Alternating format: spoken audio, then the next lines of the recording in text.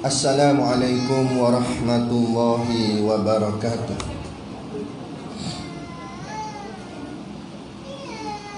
Ila hadrati sayyidina wa habibina wa syafi'ina Muhammadin sallallahu alaihi wasallam,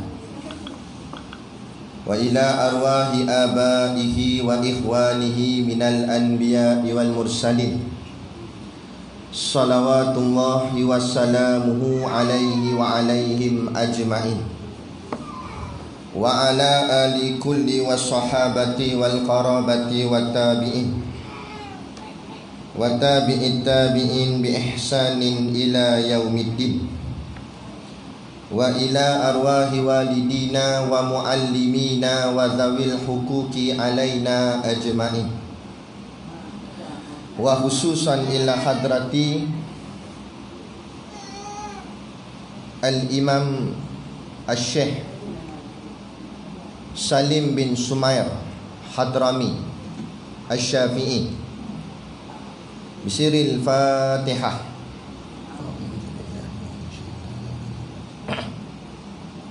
Bismillahirrahmanirrahim. Alhamdulillahi rabbil alamin, arrahmanir rahim, maliki yaumiddin, iyyaka na'budu wa iyyaka nasta'in, ihdinas siratal mustaqim, siratal ladzina an'amta 'alaihim ghairil maghdubi 'alaihim waladdallin.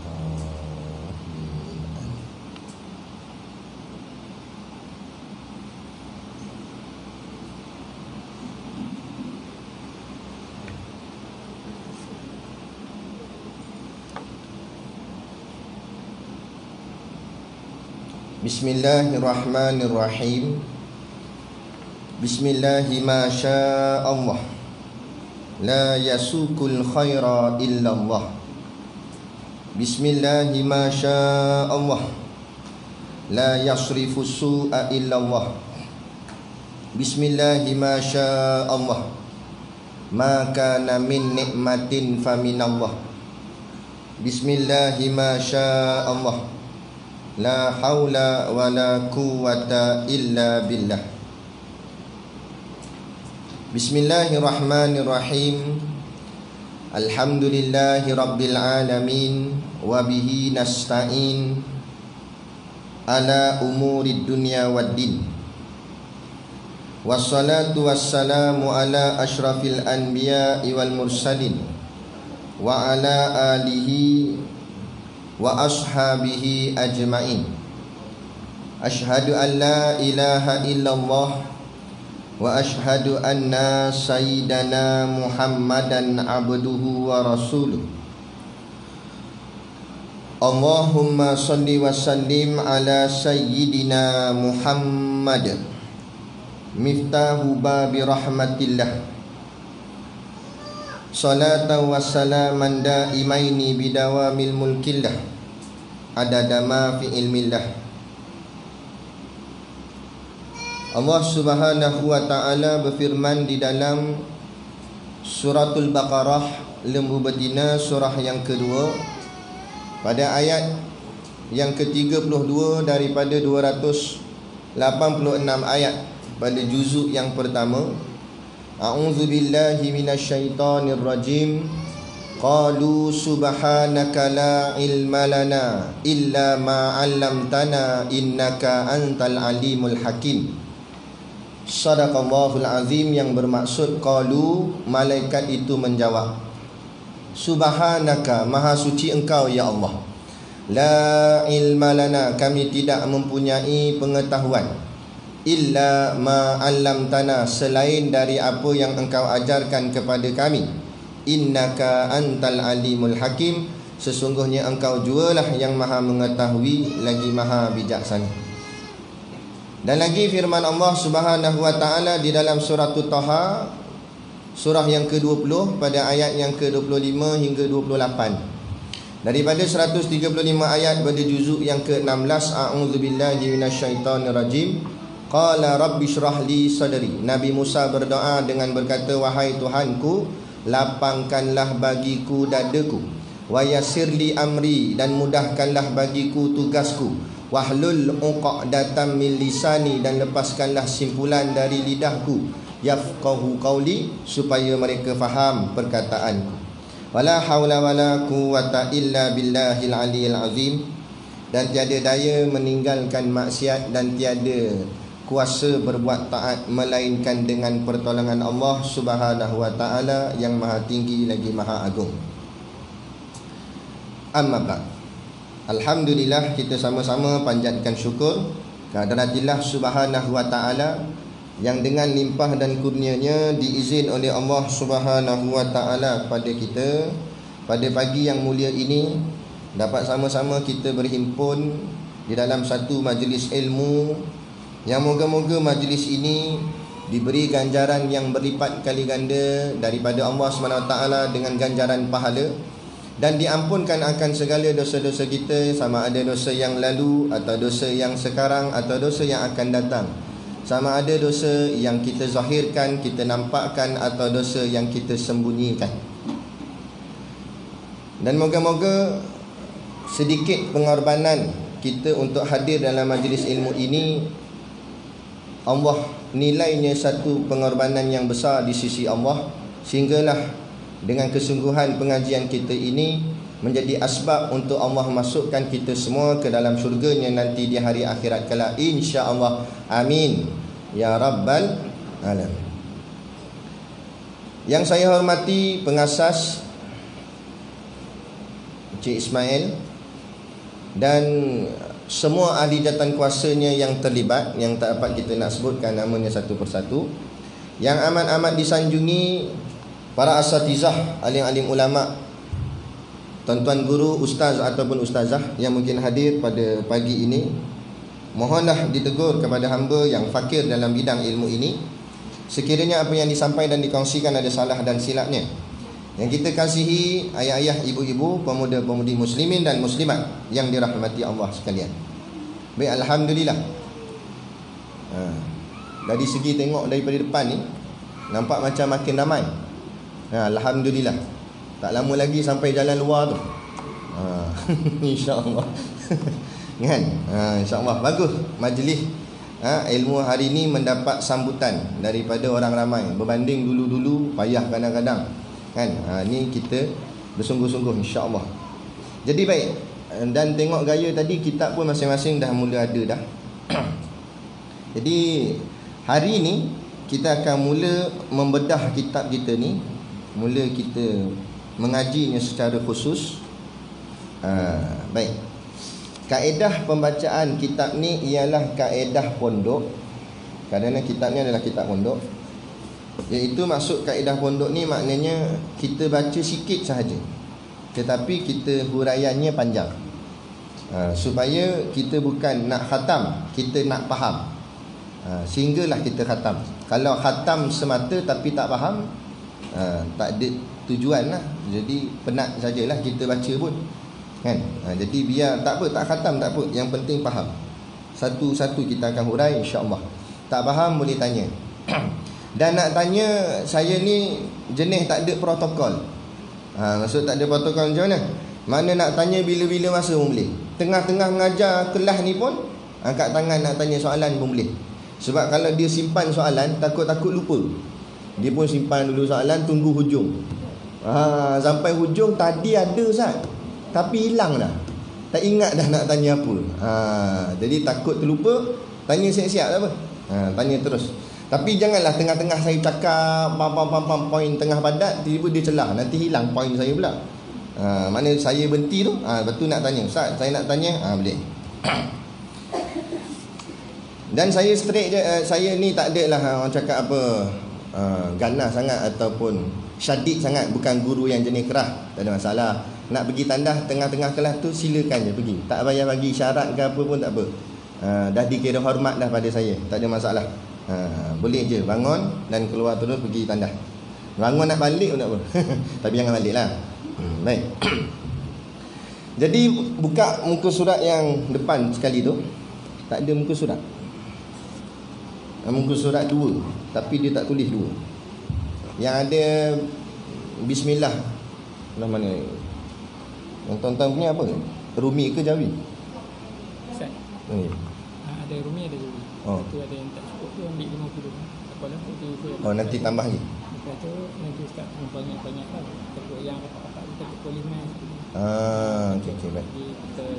Kalau ada abang beritahu syarat lah. Nanti kita suruh. Jadi sekarang ni Ustaz remind lah.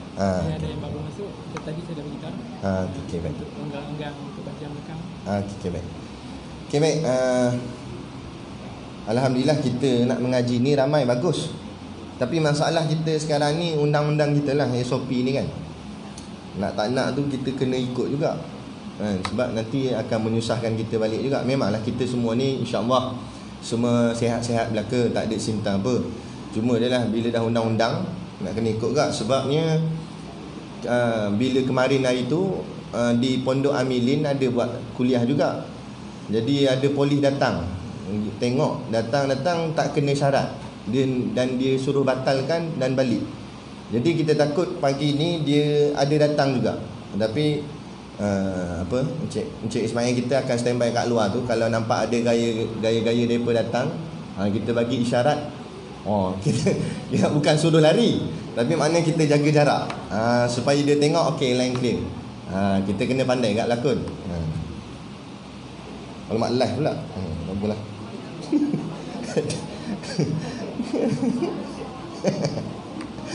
Kita tak apa. InsyaAllah. Okey baik. Buka muka surat yang ada tulis Bismillahirrahmanirrahim atas sekali tu. Jadi pagi ni insya-Allah kita akan menghuraikan apa itu Bismillahirrahmanirrahim. Dan mungkin mengambil masa yang panjang. Masuk panjang situ bukan masa hari ni juga kita habiskan. Mungkin berbulan lah. Jadi mungkin yang bulan yang ni kita baca sikit je daripada Bismillah tu. Bulan depan Bismillah lagi, bulan depan lagi Bismillah lagi. Macam tu.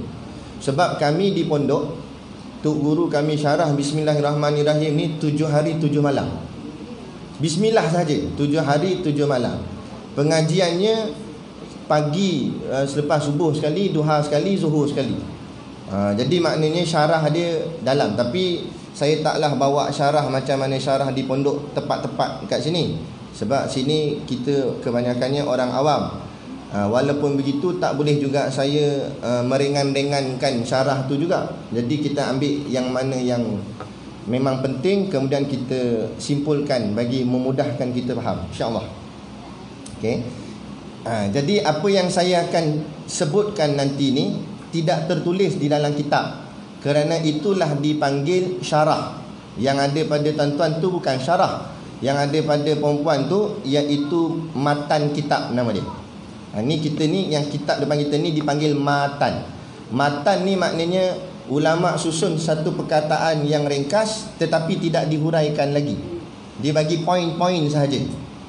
Tujuan bagi poin-poin untuk memudahkan pelajar-pelajar pondok ni dia menghafal. Sebenarnya kitab ni kena hafal kalau orang mengaji pondok lah kan. Tapi tak apalah, kita sini tak payah hafal lah. Kan jenuh nak ngapal. tak bunyi-bunyi je girang. Tak apa, tak payah hafal. Cuma dengar apa yang saya syarahkan, kemudian kita tulis. Tulis, nak tulis kat buku lain boleh. Kalau macam kami di pondok, kami tulis tepi-tepi ni. Tepi-tepi kitab ni habis conteng-conteng lah tepi ni. Dan tulis tepi tu orang panggil nota kaki lah kita panggil kan. Tapi bahasa pondok, ni kita nak orang cakap apa, membawa pondok tu kepada masyarakat, biar masyarakat faham macam mana pengajian pondok. Kami di pondok yang tulis tepi-tepi kitab ni kami panggil dia dobit. Itu panggil dobit. Jadi kalau dalam kuliah saya kata okey, puan-puan dobit kat tepi tu, maksud dobit tu maknanya tulis nota kaki. Dia punya hurai dia tu. Supaya apa yang kita mengaji tu kita faham. Okey. Baik. Jadi hari ini syarahnya Bismillahirrahmanirrahim. Pertama sekali, makna Bismillahirrahmanirrahim itu dari segi istilah, makna istilah. Dia makna-makna ni dia ada dua. Okay? Makna-makna ni ada dua. Dalam bab agama ni makna ni ada dua. Makna yang pertama, makna dari sudut lughah. Lughah tu maknanya bahasa. Makna dari segi bahasa. Sebab semua ilmu agama Islam ni dia datang daripada bahasa Arab. Kita bukan Arab. Kita dipanggil golongan Ajam. Ajam ni maknanya bukan Arab. Tak kira lah Melayu ke, Indonesia ke, Mak Saleh ke, Amerika ke, Bangladesh ke, yang bukan Arab dipanggil golongan Ajam. Kita ni Ajam. Jadi ilmu Islam dia datang dalam bentuk Arab, tulisan Arab. Jadi kita tak boleh nak faham terus, maka perlu terjemah. Terjemah tu baru dikira sebagai makna dari segi lughah.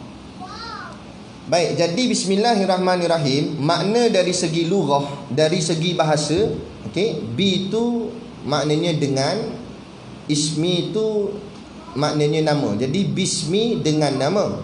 Allah tu Allah lah.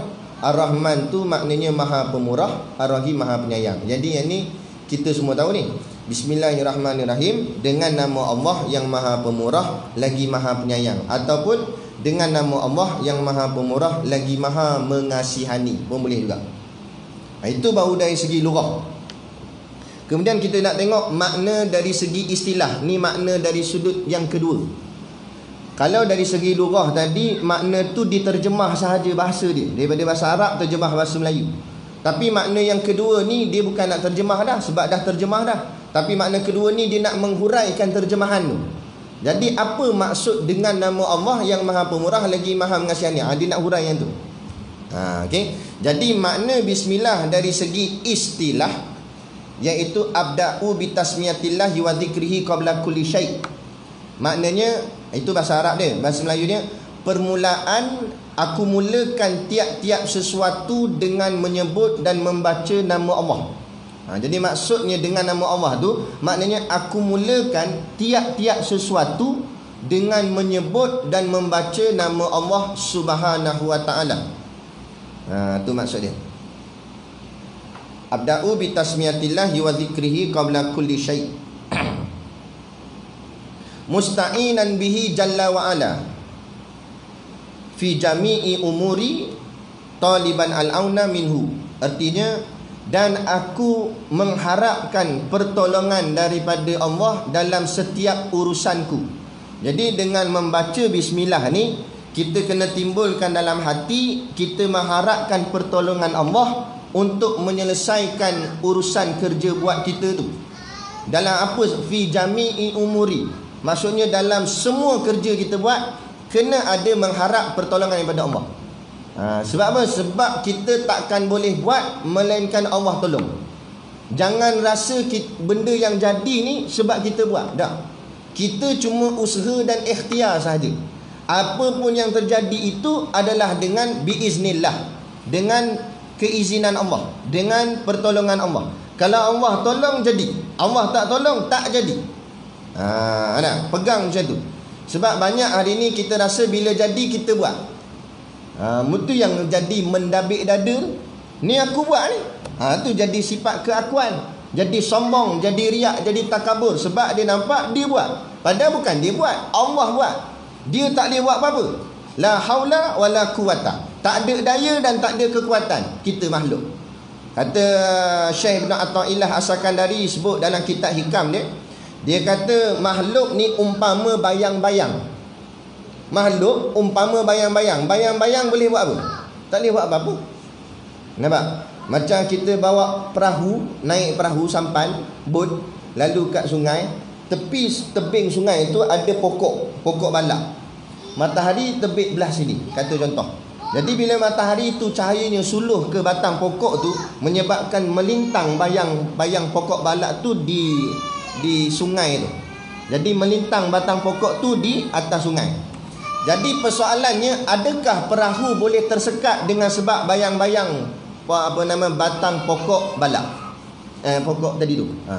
Adakah tersekat? Mana boleh tersekat, sebab dia bayang-bayang. Begitu juga makhluk, dia tak boleh memberi manfaat dan tak boleh memberi mudarat. Makhluk tak boleh bagi kebaikan pun tak boleh, bagi kejahatan pun tak boleh. Contoh coronavirus, penyakit. Corona tu tak boleh bagi kita sakit dan tak boleh bagi kita sihat. Dua-dua tak boleh. Batu apa sakit? Allah yang bagi sakit, bukan corona. Corona tu nama dia saja, asbab jalan kot situ. Tapi yang menyakitkan kan corona, Allah. Itu iman. Ini akidah. Ini keyakinan dan kepercayaan kita bagi orang Islam. Orang kafir lain, lantak dia kafir. Kan? Sama juga ubat, vaksin dan sebagainya, yang katanya dah ada penawar lah untuk corona ni. Ingat, bila makan ubat tu kita sihat, yang menyihatkan bukan ubat, Allah. Ubat tak boleh bagi sihat. Ubat tu jalan asbab sahaja, tempat lalu. Jadi biar yang tu kita kena faham dulu. Jadi apa-apa pun kita mengharapkan pertolongan Allah. Jadi dengan cara mengamalkan baca bismillah. Masa baca bismillah tu timbulkan rasa hati, kita buat ni dengan pertolongan Allah. InsyaAllah bismillah tu akan memberi kesan kepada kita. Fa innahul qadiru ala kulli syai', kerana sesungguhnya Allah sahajalah yang maha kuasa atas segala sesuatu. Baik. Kemudian Bismillahirrahmanirrahim ini ada nama dia. Setiap kalimah-kalimah dalam ilmu agama ni, ataupun kalimah-kalimah zikir yang kita selalu bacakan itu, dia ada nama setiap satu. Macam orang juga, orang ni ada nama tak? Walaupun tengok sama manusia, mata sama, hidung sama, tapi nama lain-lain. Dia ada nama dia masing-masing. Jadi bismillah ni namanya basmalah. Nama bagi bismillahirrahmanirrahim yang panjang tu, lengkap tu, nama dia basmalah. Jadi kalau ada mana-mana ustaz kata cuba puan baca basmalah, jangan awak pelik pula. Basmalah, malah apa dia ni? Basmalah tu maknanya bismillahirrahmanirrahim. Kalau pendek dia bismillah, nama dia lain pula, nama dia tasmiyah. Kalau baca penuh bismillahirrahmanirrahim, itu namanya basmalah. Tapi kalau sebut bismillah aja, tak ada ar-rahman-ar-rahim belakang tu, kita tak sebut. Kita sebut bismillah aja, itu namanya tasmiyah. Lain pula nama dia. Kalau subhanallah, nama dia apa? Tasbih. Satu lagi, dia ada dua nama. Satu lagi namanya tanzih. Tanzih pun dia juga. Jadi kalau orang sebut, apakah kalimah tanzih? Subhanallah. Apakah kalimah tasbih? Subhanallah. Jangan orang tanya apa tu tasbih, dia buat keluar tasbih dia. Bukan. Itu tasbih nak zikir. Ni tasbih maksudnya subhanallah. Kalau alhamdulillah, nama dia apa? Hamdalah. Tu nama dia. Kalau Allahu akbar, takbir. Dengar faham? Ini ada masjid tak bagi takbir dalam masjid. Kan? Habis-habis sembahyang, tiba ada seorang jemaah pun takbir. Orang pun sambutlah, Allahu akbar. Datang pengurusi masjid, duduk depan sekali, ambil mic, dia kata, saya tak suka ya takbir-takbir ni. Sakitmu. Habis mu sembahyang sebut benda. Takkan sembahyang subhanallah sah sembahyang kalau sebut ini. Sembahyang kita sebut apa?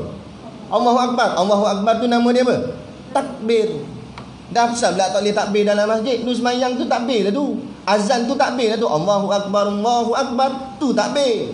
Tapi bila tak mengaji tu jadi macam tu. Jadi biar kita faham. Takbir, Allahu akbar. Kemudian tahlil, la ilaha illallah. Nama dia la ilaha illallah tu panjang. Nama dia tahlil. Jadi banyak orang kita ni salah faham. Kan? Dia faham tahlil tu satu buku tu. Baca Fatihah, tiga kul, ayat kursi apa semua tu. Itu bukan tahlil, itu mengiringi tahlil. Surah-surah yang disusun untuk mengiringi tahlil. Tahlil yang sebenar, la ilaha illallah, itulah tahlil. Kan? Jadi dia kata, ustaz minta buat tahlil. Baik, ustaz pun kata. Ustaz tu pun kata, la ilaha illallah. Ada jujur makan. Lepas tu cepatnya. Itu sebab tahlil lah tu. La ilaha illallah tu tahlil lah. Dia kata tak nak lah macam tu, nak baca yang macam tu. Cakap lah kan. Tak apalah, boleh baca, tak ada masalah. Cuma nak fahamkan pada masyarakat bahawa tahlil yang sebenar ialah kalimah la ilaha illallah. Dan lagi zikir yang kita kadang-kadang kita baca, la haula wala quwata illa billahil aliyil azim kan. Panjang. Nama dia Haukulah. Nama dia Haukulah. Haukulah tu nama pada dia.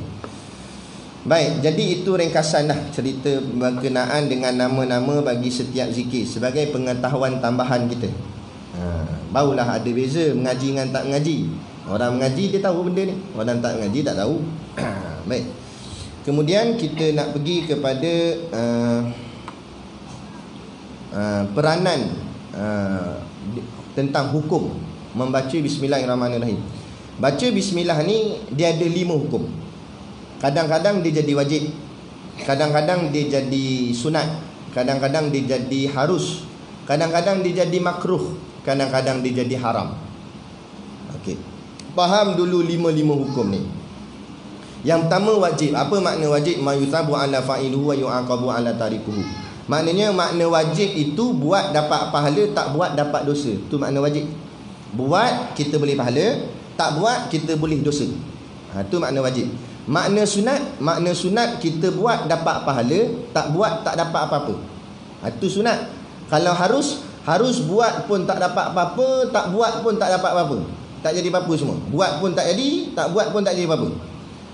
Kalau makruh pula, kalau kita buat tak dapat apa-apa, tak buat dapat pahala. Itu makruh. Kalau buat tak dapat apa-apa, tapi kalau tak buat dapat pahala. Itu makruh. Kalau haram, buat dapat dosa, tak buat dapat pahala. Itu haram. Baik. Jadi kita balik kepada bismillah tadi balik. Jadi kadang-kadang bismillah tu hukumnya wajib. Maksud wajib macam ni, kena baca bismillah. Kalau tak baca, dosa dia. Kalau baca dapat pahala, tak baca dapat dosa. Bila mana? Dalam sembahyang. Dalam sembahyang, dalam mana pula? Dalam membaca suratul Fatihah. Menurut mazhab kita Imam Syafi'i, membaca bismillah dalam sembahyang itu hukumnya wajib. Adapun mazhab lain tak jadi wajib. Tapi kita duduk di Malaysia ni ikut mazhab Imam Syafi'i, jadi ikut Imam Syafi'i lah. Jadi jangan kata-katai jadi imam batu tak baca bismillah. Kan? Angkat-angkat takbir, Allahu Akbar. Lepas tu terus alhamdulillahi rabbil alamin. Mana bismillah? Kalau kita berpegang pada mazhab kita Imam Syafi'i, tak sah sembahyang. Sebab mazhab kita Imam Syafi'i kata wajib baca bismillah dalam suratul Fatihah. Kalau mazhab lain, itu cerita lain. Lepas tu kalau kita pergi umrah di Mekah, kita dengar imam dia tak baca bismillah, sebab dia bukan mazhab Syafi'i, bukan mazhab Imam Syafi'i. Dia mazhab Hambali kebanyakannya di Mekah tu. Jadi mazhab Hambali, dia tak diwajibkan baca bismillah dalam Fatihah dia. Okey. Adapun kita wajib kena baca. Jadi kena bacalah bismillah tu, sebab pendapat mazhab kita Imam Syafi'i, bismillah adalah salah satu daripada ayat dalam suratul Fatihah. Sebab suratul Fatihah tu sab'a mathani, 7 ayat yang berulang-ulang. 7 tu termasuk bismillah. Sebab bismillah tu ayat pertama, alhamdulillah ayat kedua, ar-rahmanir-rahim ayat 3, maliki yaumiddin ayat keempat, iyyaka na'budu wa iyyaka nasta'in ayat kelima, ihdinas siratal mustaqim ayat ke-6, dan suratul ladzina an'amta 'alaihim sampai waladdallin tu ayat ke-7. Jadi kalau tak baca bismillah jadi 6 ayat. Tak lengkaplah Fatihah dia. Jadi kena baca. Itu kita punya pendapat mazhab imam kita. Okey. Jadi yang pertama wajib bila? Dalam suratul Fatihah dalam sembahyang. Kalau tak baca, Fatihahnya tak sah. Bila Fatihah tak sah sembahyang. Baik. Habis tu ustaz, ni saya buat soalan, saya sendiri jawab. Sebab soalan ni selalu orang tanya, jadi kita keluarkan terus lah. Kan? Habis tu ustaz, kalau semayang kat Mekah tu, imam tu tak baca bismillah, habis sah tak semayang kami kat belakang ni? Sah, tak ada masalah. Sembahyang dalam satu jemaah berlain-lain mazhab tak ada masalah. Mazhabnya Imam mazhab Hambali, Tok Bilal mazhab Maliki, Tok Siak mazhab Hanafi, kita mazhab Syafi'i. Campur habis dalam jemaah tu. Tak ada masalah, terus dia sembahyang sebab sah. Dan imam tak baca bismillah, tu imam, kita baca. Kita sebab mazhab sini kita baca. Sebab tu kalau siapa biasa pergi umrah, bila dia sembahyang subuh kat Masjid Haram tu atau Masjid Nabawi, di rakaat yang kedua, imam biasanya memang sana tak baca kunut sebab dia bukan mazhab Syafi'i. Mazhab Syafi'i baca kunut. Tapi dia akan diam sekejap. Sami Allahu liman hamidah, lepas tu senyap. Dia bagi ruang untuk makmum di belakang yang bermazhab Syafi'i untuk baca kunut.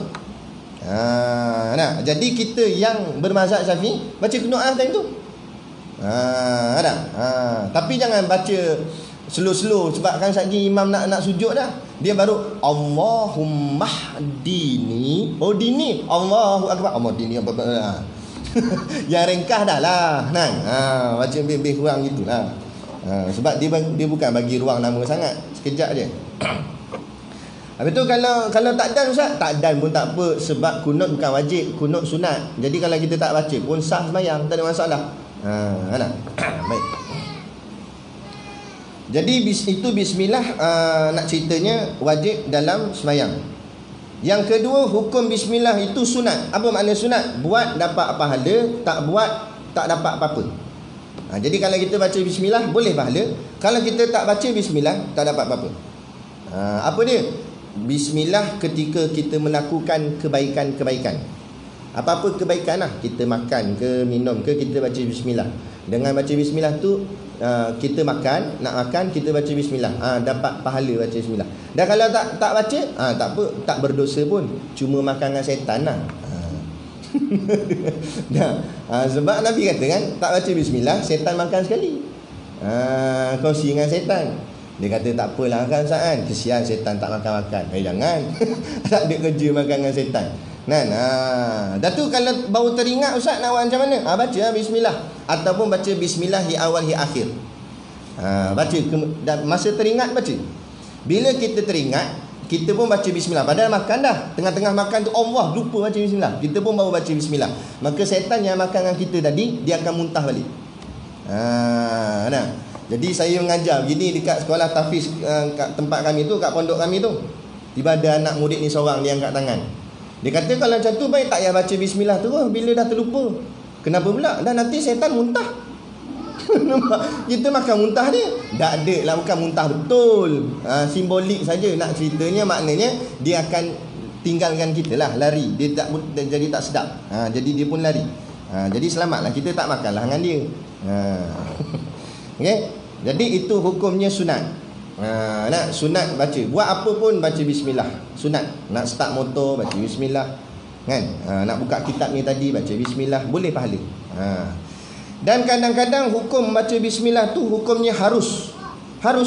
Apa makna harus? Maknanya kalau baca pun tak dapat pahala, kalau tak baca pun tak dapat dosa. Maknanya buat pun tak dapat apa-apa, tak buat pun tak dapat apa-apa. Baca bismillah tu tak dapat apa-apa. Sebab hukumnya harus. Bila mana? Bila kita baca bismillah tu dalam mengigau. Kita tidur kan, lepas tu kita mengigau bismillah. Tu tak jadi pahala. Sebab apa tak jadi pahala? Sebab bacaannya tanpa niat. Apa tujuan dia baca? Dia cuma terbaca je. Ataupun dia sebut bismillah ni dalam keadaan melatah. Kan ada orang jenis melatah kan, orang cuit pinggan kan. Tapi dia ni bagus, dia ni warak. Jadi melatah pun sebut bismillah. Bismillah. Jadi baca tu tak boleh pahala. Kenapa tak boleh pahala? Sebab bacaannya itu tanpa niat, untuk meniatkan baca bismillah. Dan kadang-kadang dikhawatiri masa dia melatah tersebut bismillah tu, takut tak kena pada huruf makhraj ni, tak kena pada ketepatan bacaan dia.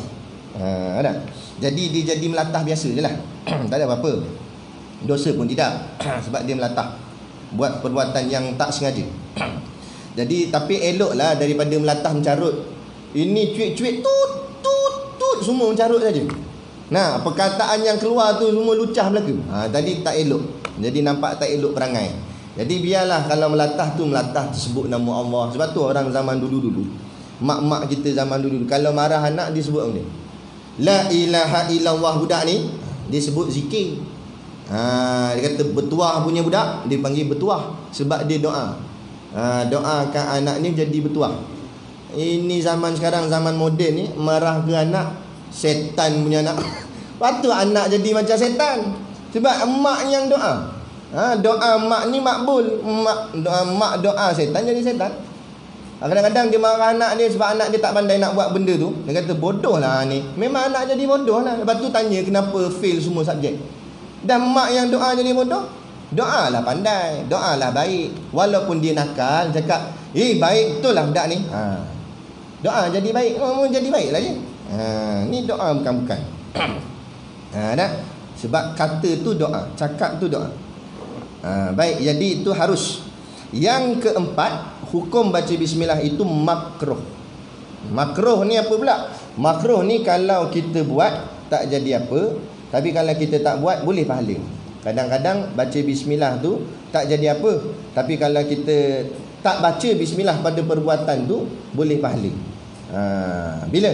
Bila makruh pada hukum yang makruh, maka kalau buat benda tu makruh, maka baca bismillah pun makruh juga. Apa dia perbuatan yang makruh? Sebagai contoh, cuba bagi satu contoh. Saya punya kuliah ni memang suka tanya soalan. Nasib siapa duduk depan. Supaya ada interaksi. Ini saya seorang, dia cakap jadi short sendiri pula. Ya. Cuba. Makan bawang. Betul, makan bawang hukumnya makruh. Kan? Tapi makruh makan bawang ni bukan setiap masa. Masa nak mengerjakan solat. Situ jatuh hukum makruh. Kalau makan bawang lepas tu tidur tak makruh. Ni dia nak pergi kuliah ni, nak pergi semayang subuh. Dalam perjalanan nak pergi masjid semayang subuh tu kunyah bawang. Nyok. Nampak? Situ makruh. Sebab apa makruh? Sebab nanti dalam semayang dia mengganggu jemaah sebelah.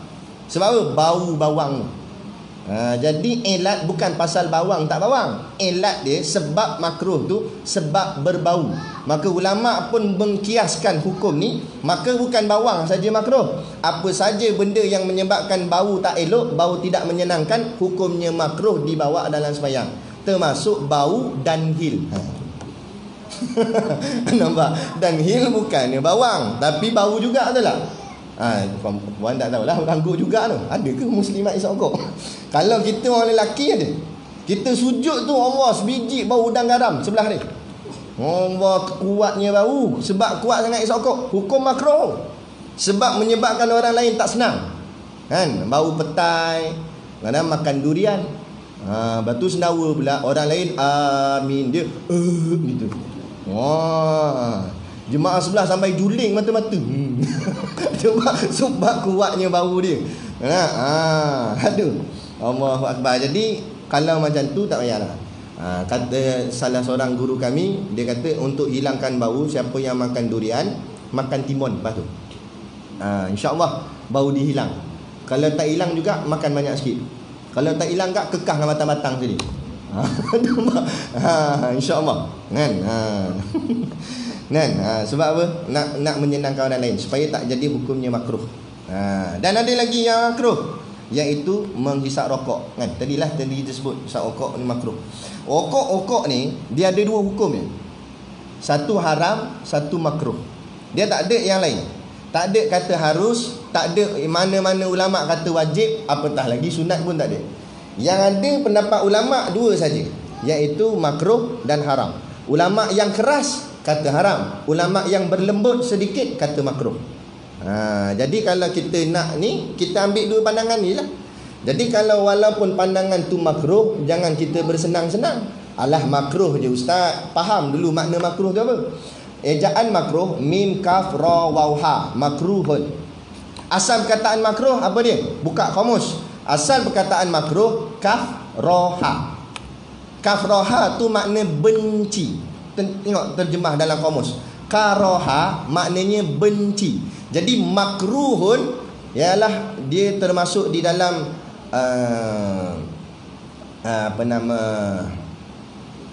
isim makan. Dia termasuk isim tempat. Jadi maknanya makruhun artinya tempat yang dibenci. Maknanya orang yang buat perbuatan makruh, dia tu dibenci. Dibenci siapa? Dibenci Allah. Jadi berat makruh, jangan pandang ringan. Jangan kita jawab, alah ustaz makruh je pun. Seolah-olah kita kata, alah ustaz Allah benci je pun. Oh, sonok ke Allah benci? Kalau Allah benci, dah macam mana dengan doa kita? Allah nak terima tak? Macam mana ibadat kita? Agak-agak Allah terima tak? Memang tak dihukumkan dosa, tapi dihukumkan benci.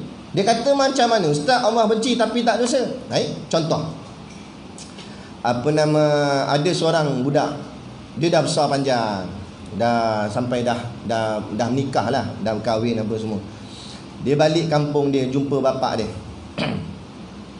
Nah, ayah dia pesan dia, boleh tak tolong ayah belikan barang dapur kat kedai.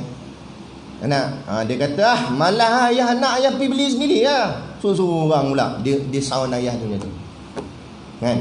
Ayah dia kata, kau hajar punya anak. Ayah dia tak penampar dia, ayah dia tak pukul dia, ayah dia tak terajang dia nak terajang. Kerana ayah pun dah tua, dia pun dah besar panjang.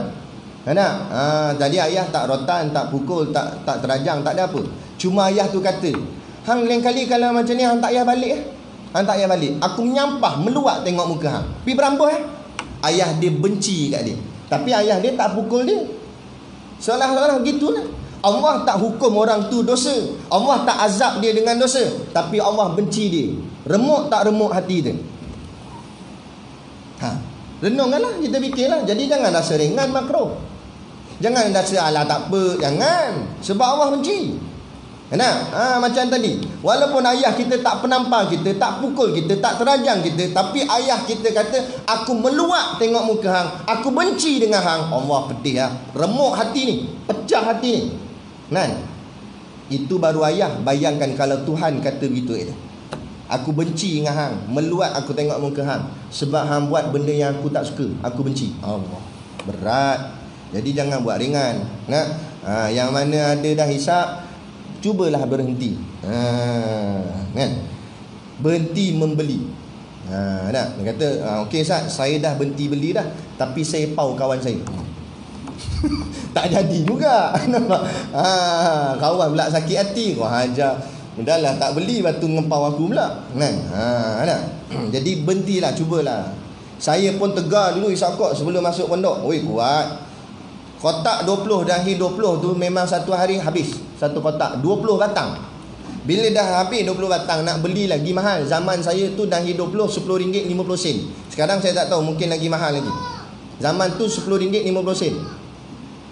Dahi 20. Kalau tak mampu, sebab siapa isap dahil ni kira orang kaya lah sikit, ada duit. Kalau tak, pakai rokok murah. Rokok Saat, Bingo, tu rokok murah tu. Kalau nak murah lagi, rokok daun, gulung, tembakau Jawa. Kuat dulu saya isap rokok. Habis kotak, gulung pula rokok daun. Nak beli sekotak lagi, duit tak ada. Jadi gulung rokok daun lah. Rokok daun murah je, gulung, isap. Tapi lama-lama bila kita nak ngaji pondok ni, kita fikir, aku ni nak ngaji pondok, nak hafal ayat Quran, nak hafal hadis, macam mana nak masuk semua tu kalau mulut ni Allah benci? Jadi macam mana kita nak dapat kasih sayang Allah? Baguslah kita datang masjid, surah apa semua, tetapi takut-takut dalam pergi tu Allah benci. Sebab apa? Sebab kita buat satu perbuatan yang Allah tak suka. Jadi cubalah tinggalkan. Tak adalah orang kata tak boleh berhenti drastik Ustaz, nanti mati terus. Mana ada. Saya berhenti drastik tak mati pun. Ada lagi sampai depan ni. Saya berhenti terus serta-merta. Saya nak pergi mengaji pondok tu, saya selit sebatang aja dekat tepi telinga ni. Saya tinggal itu je spare buat terakhir. Lepas tu jalan jam dekat terowong. Nak masuk kat Ipoh tu kan ada terowong atas tu kan. Jalan jam, ada kereta accident. Jadi kita pun stres jam ni, setan peringatkan kita. Kan ada sebatang lagi kat celah telinga tu. Oh ya tak ya juga ya tan, kita pun ambil. Isap pam. Tinggal dah puntung terakhir tu, dan rokok paling last. Isap sampai puntung tu. Sampai puntung rapat tu, bila dah habis kita pun jentik, buka tingkap, jentik keluar. Jentik-jentik kita kata, ya Allah, aku jentik puntung rokok ni sama juga aku jentik segala perangai-perangai jahat yang pernah aku buat dulu. Sebab aku nak hijrah, aku nak berubah, aku nak jadi baik, aku nak tinggal semua perangai yang tak elok. Alhamdulillah, itulah rokok saya yang terakhir. Lepas tu saya tak hisap sampailah. Walaupun sepam. Orang bahasa rokok orang tahulah sepam ni apa. Mana satu sedut. Satu sedut pun saya tak ada. Biarlah asap rokok lalu ke depan ni ke. Orang kata nanti gian. Gian pun tanam lah dekat dalam hati kita. Kena mujahadah lah. Sungguh-sungguh lah minta pertolongan Allah. Buat solat hajat malam-malam. Saya buat solat hajat, minta ya Allah tolonglah beri aku kekuatan untuk tinggalkan benda ni. Kan? Sebab yang boleh tolong kita hanya Allah, bukan kita. Kan? Jadi kena ada kesungguhan. Kita pun kalau tengok anak kita isap rokok, kita marah dah. Kita isap rokok macam mana anak ikut kita kan? Kita dengar anak kita cakap mencarut babi ni dia. Kita pun apa ni? Padahal kita gaduh dengan jiran sebelah pun sebut tu juga. Anak belajar dari situ. Tu masalahnya. Jadi kalau nak anak jadi baik, kita jadi baik dulu, baru boleh anak tu jadi baik. Kalau kita pun tak apa-apa nak betul, macam mana nak anak tu jadi betul? Ada. Baik. Jadi itu bismillah hukum makruh. Yang kelima, yang terakhir, hukum haram. Haram maksud apa? Kalau buat dapat dosa, tak buat dapat pahala. Kadang-kadang baca bismillah tu jadi dosa sebab haram baca bismillah waktu tu. Kalau tak baca pula boleh pahala. Masa bila? Masa melakukan perbuatan yang haram. Contoh minum arak. Minum arak tu haram, dia pergi baca bismillah. Peminum arak yang soleh nama dia. Minum arak tapi baca bismillah, haram hukum dia. Minum arak tu haram, baca bismillah tu haram. Dua kali haram. Namanya haram jadah. Nampak? Dua kali dosa dapat situ. Pertama dosa minum arak, yang kedua dosa sebab baca bismillah pada perbuatan yang haram. Mana boleh? Perbuatan haram tak boleh baca bismillah. Ada dia merompak rumah orang. Dia nak merompak tu nak potong mangga gate rumah orang tu sebab dia nak masuk dalam. Potong-potong tak lut. Kawan dia kata cuba hang baca bismillah tengok. Hang baca lut. Kan kata dah kena baca bismillah. Nampak? Haram hukum dia. Sebab apa? Sebab niat ni nak merompak. Kan? Niat merompak tu haram dah. Baca bismillah pada perbuatan haram, maka hukumnya haram. Okey. Jadi itulah secara ringkasnya kelima-lima hukum bagi membaca bismillahirrahmanirrahim. Kadang-kadang wajib, kadang-kadang sunat, kadang-kadang harus, kadang-kadang makruh, kadang-kadang haram. Apa yang saya nak maksudkan di sini? Maksudnya jangan ingat sesuatu benda yang baik itu hasilnya baik. Belum tentu. Sesuatu yang baik kalau kena caranya baru jadi baik. Tapi kalau sesuatu yang baik tetapi tak mengikut cara, maka dia tak jadi baik, jadi jahat. Bismillah kan baik, tapi kalau tak ikut cara, jadi berdosa. Jadi kena ada ilmu. Nak baca bismillah pun kena ada ilmu. Mana boleh, bahagian mana boleh baca bismillah, mana bahagian tak boleh baca bismillah. Bukan pukul rata, boleh semua baca bismillah. Tak boleh. Ada tempat boleh, ada tempat tak boleh. Tu. Macam yang sokok tadi lah, tak habis-habis lagi okok. Ustaz ni dah lah tu, dia kata. Ilham datang tiba-tiba. Isap okok tu baca bismillah, tak boleh. Hukum dia tak boleh. Dan di situ dah menunjukkan bahawa okok tu tak elok. Sebab okok tak dibenarkan isap dengan baca bismillah. Makan suruh baca bismillah, minum suruh baca bismillah. Tapi okok ulama kata tak boleh baca bismillah. Dah situ dah menunjukkan okok tu tak kena dalam sisi syarak. Apa lagi nak backup ni? Kan? Jadi tak boleh lah. Ini tubuh okok ni bismillahirrahmanirrahim. Alhamdulillah. Tak boleh.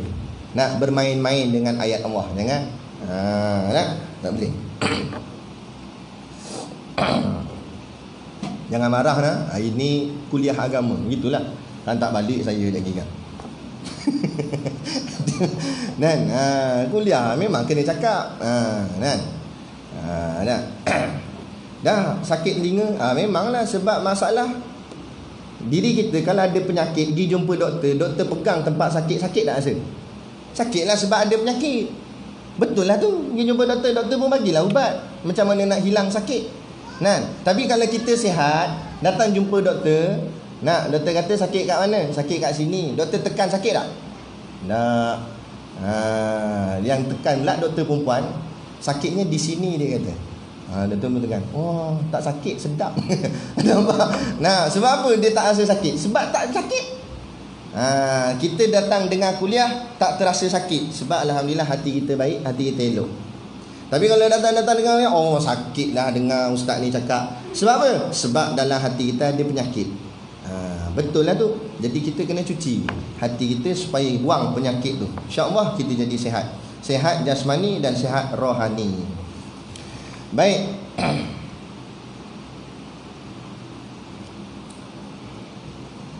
Itu hukum-hukum bismillah.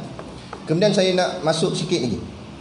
Dalam satu hadis Nabi SAW, Nabi bersabda, kullu amrin zibalin la yubda'u bi bismillahirrahmanirrahim fahuwa aqta' wa fi riwayatin fahuwa abtar wa fi riwayatin fahuwa ajzam. Yang artinya mafhum hadis, kullu tu maknanya setiap, amrin perlakuan kita, kerja buat kita, setiap kegiatan kita, setiap perbuatan kita yang zibalin ni maksudnya ada cita-cita dalam syarak. Maksud ada cita-cita dalam syarak maknanya kebaikan. Setiap perkara kebaikan yang tak dimulakan dengan baca bismillah, fahuwa aqta'. Aqta' tu maknanya putus, maka terputus.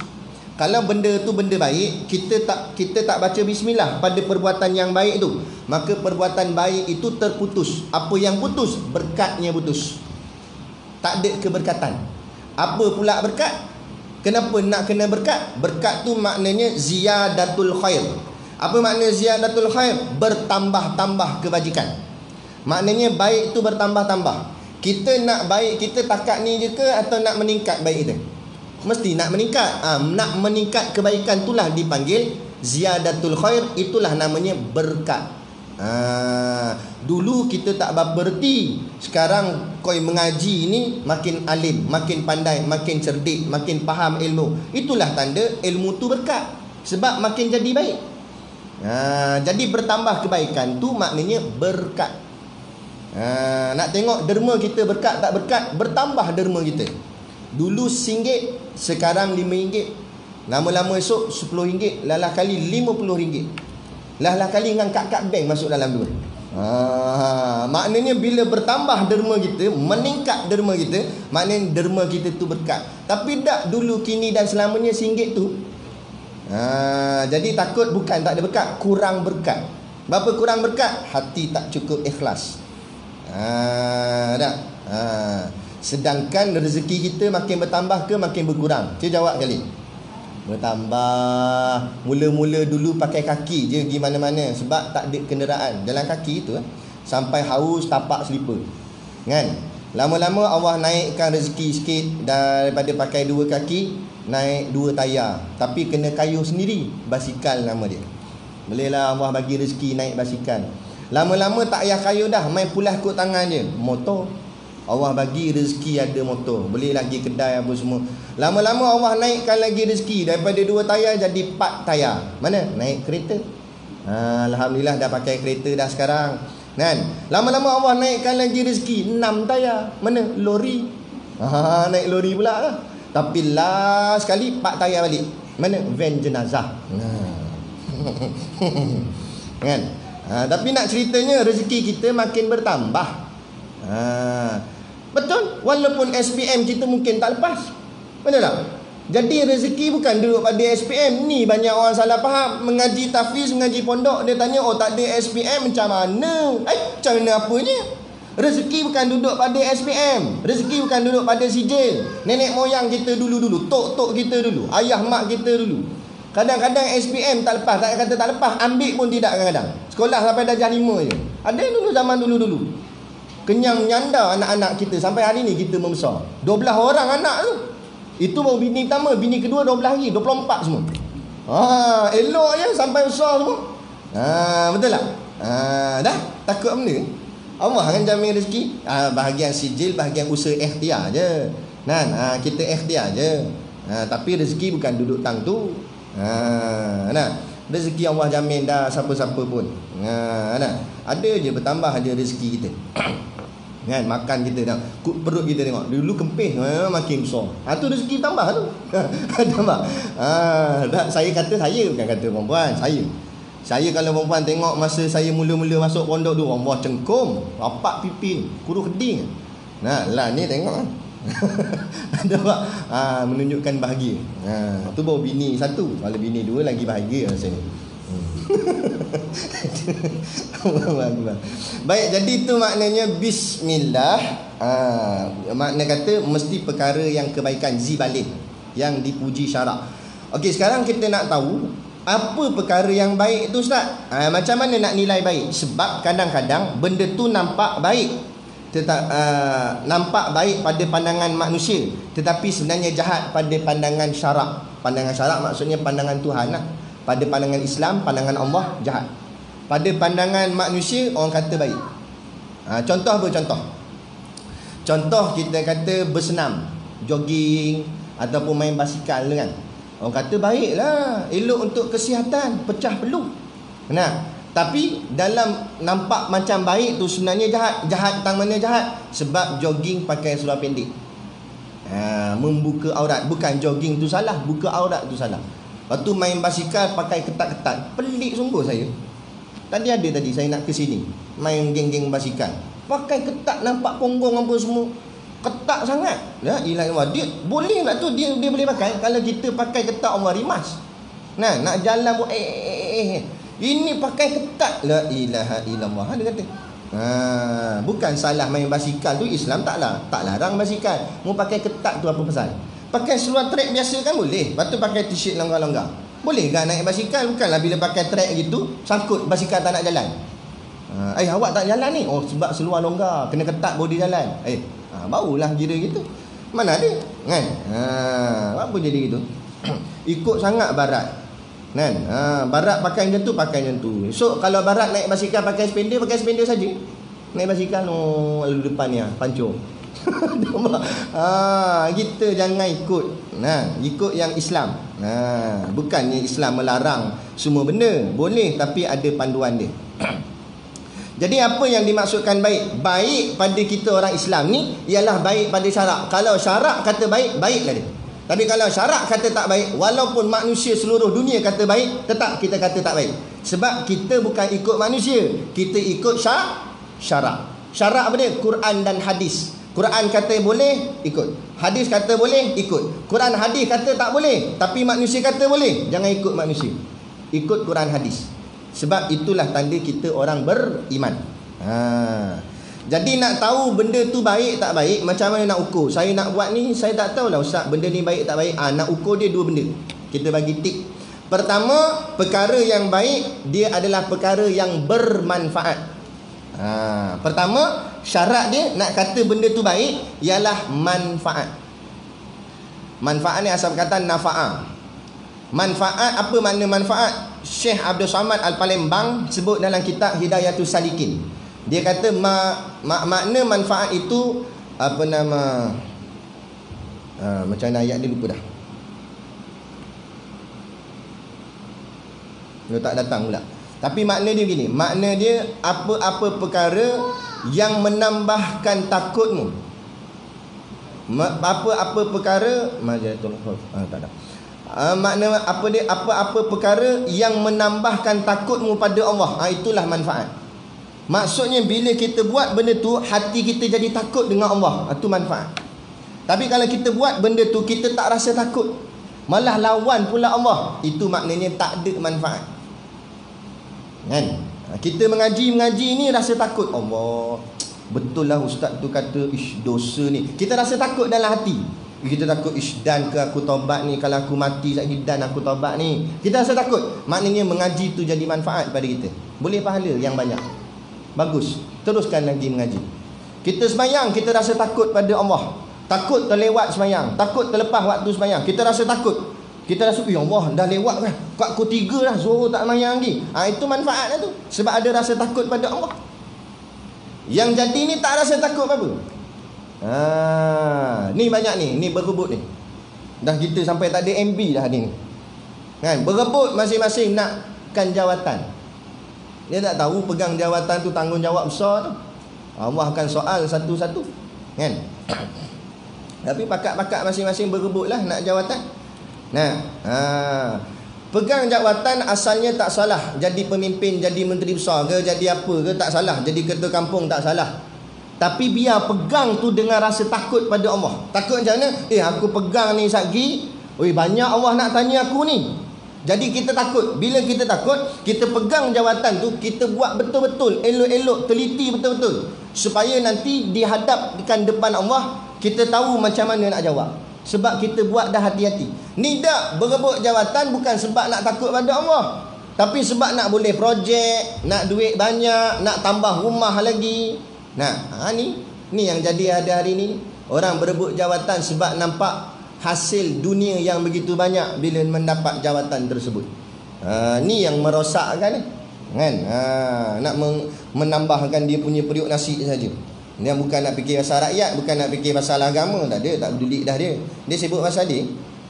Nak mengkayakan dirinya. Berat jadi pemimpin. Saya ambil yang kecil dululah. Kan, ambil kecil dulu. Contoh tuan kita sinilah, Encik Ismail kan. Dia ada anak murid. Katalah contoh nanti dah masuk anak murid dalam sekolah dia ni. Kemudian ada anak murid dia tak semayang, dan dia tak ambil apa-apa tindakan. Dia kena tanggung. Sebab dia yang mengelolakan sekolah, dia ada tanggungjawab, dia ada amanah yang kena pikul. Maka dia kena pantau, kena jaga. Anak murid dia seorang dia tak semayang, Allah akan tanya. Itu baru pegang sekolah ni dia. Kalau ketua kampung, berapa banyak rumah dalam kampung, ada orang tak semayang dalam kampung tu, ketua kampung buat apa? Tak buat apa-apa. Allah akan tanya. Kamu ketua kan dalam kampung tu, ada anak kampung kamu tak semayang, apa tindakan kamu? Allah tanya. Apa yang kamu buat? Kamu ada tak buat aktiviti untuk mengimarahkan, atau kamu tegur dia? Tu baru ketua kampung, baru berbiji rumah je dalam dia. Bayangkan pula ketua parlimen. Dalam satu parlimen, berapa banyak kampung duduk bawah dia? Jawab. Tu parlimen. Bayangkan pula ketua menteri besar, berapa banyak parlimen duduk bawah dia pula. Tu baru menteri besar jaga satu negeri. Bayangkan pula Perdana Menteri, 14 buah negeri duduk bawah dia. Berapa banyak joget, berapa banyak maksiat, berapa banyak tak semayang, berapa banyak main judi. Apa peranan kamu sebagai ketua negara? Allah akan tanya. Apa yang kamu buat? Kamu ada sekat benda ni, kamu ada buat benda ni, kamu ada buat benda ni. Tak ada, saya jaga ekonomi je. Jawablah. Saya naikkan cukai je, dia kata. Betul tak kita dah? Denda 1,000 siapa tak pakai mask? Why not? Kenapa tak buat denda 1,000 siapa tak pakai tudung? Kenapa tak boleh buat? Sedangkan pakai mask kita boleh buat. Syiar agama Allah, kenapa tak boleh buat? Sedangkan itu lebih utama.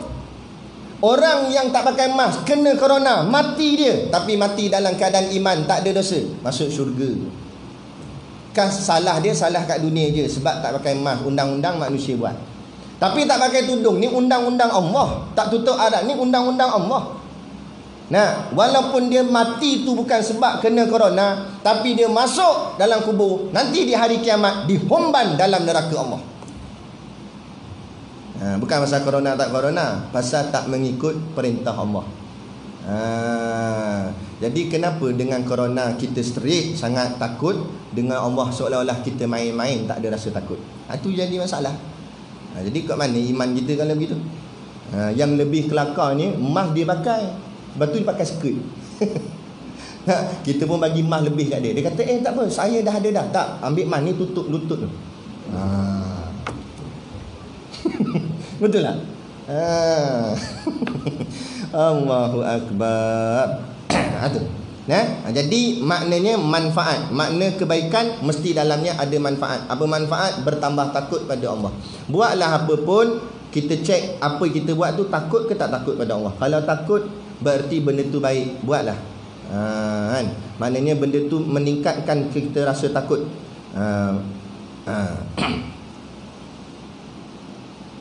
Yang kedua, makna kebaikan, iaitu ada faedah, faedatun. Faedah ni bermakna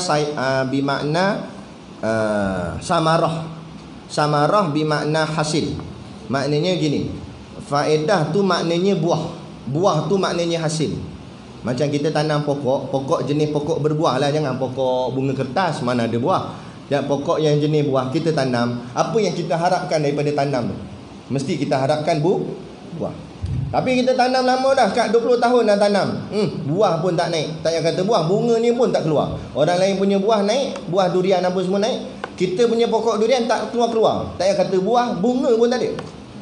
Jadi kita rasa macam ni, tak ada faedah aku tanam pokok ni. Kita kata gitu tak? Kita pun ambil chainsaw, kita pun baik aku tebang, tak ada faedah. Itu panggil faedah. Jadi faedah ni apa dia?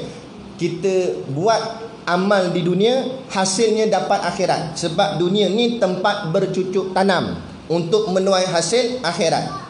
Jadi nak tahu benda kita buat tu baik tak baik, tengok ada faedah tak ada faedah. Macam mana nak tahu faedah tak faedah? Tengok kalau kita buat benda ni, dapat tak pahala nanti di hari akhirat. Kalau dapat, maknanya itulah maknanya faedah. Tapi kalau tak ada, kita buat kat sini tak boleh naik pun pahala kita hari akhirat, so maknanya benda tu tak ada faedah. Macam kita duduk ni panah-panah duduk dalam kuliah ni, kan? Tengah hari macam gini, duduk dalam kuliah ni, agak-agak kita mengaji ni, dapat tak pahala nanti di hari akhirat? Tak payah ngaji pondok pun boleh jawab soalan ni. Dapat tak pahala hari akhirat tu? Dapat. Bila dapat, makna mengaji ni faedah ke tidak? Faedah. Bila faedah, teruskan buat. Dan rajin-rajin lagi buat, kan? Semayang faedah, derma faedah, semua tu lah.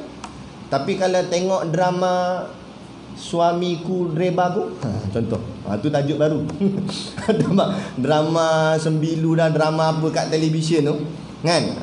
Adakah dengan tengok drama tu pahala kita naik di hari akhirat esok? Naik tak? Takut nak jawab. Tak naik lah, sebab drama tak ada apa-apa pun. Dah lah tengok tak pakai tudung apa semua dalam tu. Jadi maknanya benda tu tak ada faedah. Bila tak ada faedah, bukanlah sampai langsung tak boleh tengok, kan? Tapi jangan sampai buang masa tengok ke benda tu.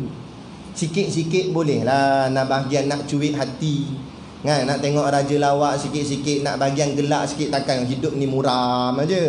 Tak jadi juga. Jadi kita pun naklah dengar kelakar sikit, kita pun buka lah video ataupun apa nama bahagian raja lawak, nak gelak bahagian sikit. Tak apalah, bahagian sejam dah lah. Nah, jangan lepas satu cerita carilah pula channel lain. Tu Astro, kan? Macam-macam marah. Pas satu channel, pas satu channel. Dah bila nak buka channel Quran? Bila nak buka channel Al-Waqiah? Bila nak buka channel Al-Baqarah? Bila nak buka channel Ali Imran? Bila bahagian nak baca Quran? Dah sibuk kat situ. Bukan tak boleh langsung, tengoklah sekejap, kan? Nak tengok bahagian, orang cakap apa, nak juga lepaskan rasa teringin nak tengok tu, kan? Bukan saya suruh ni, bukan saya galakkan, tapi makna kata lah kita orang biasa, orang awam, tengok sekejap-sekejap dah lah 1 jam. Lepas tu tutup TV, lepas tu buat benda yang berfaedah. Mana? Baca Quran, semayang duha, buatlah apa-apa amal-amal kebaikan. Sebab kita nak balik jumpa Allah. Kalau tak balik jumpa Allah, tak apalah. Masalahnya nak balik tu nak bawa apa? Kan? Baik. Jadi itulah maknanya faedah. Kalau orang lelaki pun lebih kurang tak? Asyik perempuan je kena. Perempuan ramai sangat. Orang lelaki tengok bola, nak? Tengok bola. Adakah bila pasukan kita yang kita sokong itu pasukan Perak lah, ini boom, bubuh bola masuk dalam gol, boom, 1-0. Adakah dengan 1-0 tu bertambah 1 pahala naik ke hari akhirat nanti? Dah. Kalau naik pahala, nescaya tok guru alim ulama duduk stage depan sekali. Ulama ni cat muka ni hitam, kuning, perak. Nampak? Sebab apa? Sebab kalau benda tu boleh pahala, ulama lah yang paling depan sekali. Tapi ada tak ulama duduk pergi tengok bola? Ada. Ada tak tok guru pergi tengok bola? Tak ada. Tok guru buat benda, ulama-ulama baca kitab. Sebab kat kitab faedah. Tapi bukan macam tadi saya sebut lah, bukanlah sampai haram tu lah. Ustaz, saya minat bola, Ustaz, takkan tak boleh tengok langsung? Boleh lah, tapi janganlah melebih-lebih. Sikit-sikit sudah lah. Satu game dah lah. Ini pas satu game, tukar pula ESPN, game lain pula, tukar pula Astro Super Sport, tukar lagi, tak habis-habis. Lepas habis main bola, tengok renang pula, lepas tu tengok gimnastik, perempuan pakai spender saja. Lepas tu tengok wrestling pula. Nampak? Tak jadi rosak mata kita. Kita tak sedar tau. Kita tengok, anak kita pun tengok sekali. Kita telah mengajarnya benda maksiat. Bukan kita suruh. Kita tak kata kamu besar nanti jadi macam ni. Memang kita tak suruh. Tapi dengan mempamerkan. Sebab ingat, budak-budak ni dia belajar dengan melihat. Dia belajar dengan melihat. Sebab tu biasanya budak-budak di sekolah, kita tanya, cikgu tanya, okey, adik-adik cita-cita nak jadi apa? Ada tak jarang-jarang kita nak dengar budak akan jawab, cikgu, saya nak jadi ulama. Ada? Jarang. Ada tu mungkin ada, tapi jarang. Kebanyakannya angkat tangan, cikgu, saya nak jadi polis. Cikgu, saya nak jadi tentera. Cikgu, saya nak jadi penyanyi. Saya nak jadi pelakon. Sebab apa? Sebab itu yang ditunjukkan depan mata dia. Nampak polis kan, dia tanya, ya, tu lampu biru-biru tu apa? Inilah polis, dia kata. Dia suka saman ayah, dia kata. Contoh. Jadi dia nak. Tapi kalau tak ada masalah jadi polis, kita bukan kata haram pun. Tapi kenapa kita tak perkenalkan pada anak kita tentang ini, ulama? Kita bawa dia datang kuliah dan kita tunjuk, dek, tengok yang duduk depan tu, itulah ulama. Esok besar adik jadi macam dia. Barulah tanam dalam hati dia, oh, adik nak jadi macam tu lah, nak jadi macam ulama tu. Walaupun dia tak faham lagi apa dia ulama, tapi sekurang-kurang pendedahan permulaan sudah ada. Ada. Tak apa budak bising, memang dah perangai budak. Yang pelik kalau bapak budak bising. Tu pelik. Nampak, tengok kat belakang, ceng-ceng. Tengok Tok Bilal. Tu baru pelik. Tok Bilal pula main ceng-ceng. Kalau anak Tok Bilal tak apa. Contoh. Jadi itulah makna perkara kebaikan. Ada dua syarat dia. Yang pertama, memberi manfaat, yakni manfaat akhirat, bukan manfaat dunia, manfaat akhirat. Maknanya menambahkan takut kita pada Allah. Ma yazidu fi khaufika minallahi ta'ala. Itu ayat Arab dia. Ma yazidu fi khaufika minallahi ta'ala. Menambahkan takut kita pada Allah Ta'ala. Itulah manfaat. Yang kedua, apa nama tadi? Faedah. Faedah tu maknanya kalau kita buat, dapat hasil hari akhirat nanti. Hasil apa? Hasil pahala. Jadi kalau ada dua ni, buat. Itulah maksudnya benda yang baik. Itulah makna baik. Bukan baik ni kita pandai-pandai copkan, ini baik. Tak, belum tentu. Baik ikut syarak. Apa syarak kata? Syarak kata baik, baru baik. Walaupun manusia kata tak baik. Contoh manusia kata tak baik apa dia? Hudud.